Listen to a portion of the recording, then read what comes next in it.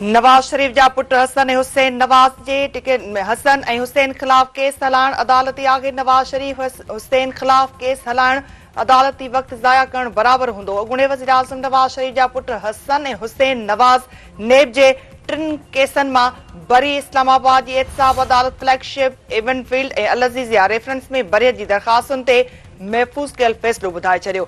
News Saidabad में factory अंदर gas cylinder जे धमाके जे नतीजे में 2 पोहरियत फोत थी विया ऐं 1 नींगर मारिजी विया। फोतुनि में पोहरियत मिठो माची, अली बख्श डाहिरी ऐं नींगर माजिद शामिल आहिनि। वफ़ाक़ी घरू वज़ीर मोहसिन नक़वी जो चवणु आहे त पाकिस्तान ते हमिलो कंदड़नि खे संदनी ॿोलीअ में जवाबु ॾिनो वेंदो।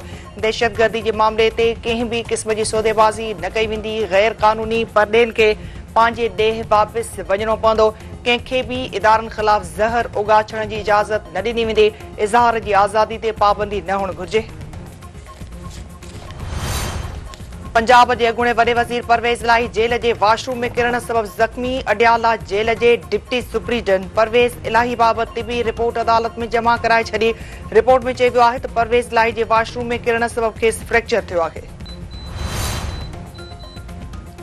तहरीक इंसाफ बानी लॉन्ग मार्च भंज ड्राह केस जे 2 केसनि मां बरी। इस्लामाबाद जी अदालत तरफ़ां पीटीआई बानी खे अदालत में पेश करण जी दरख़्वास्त रद्द।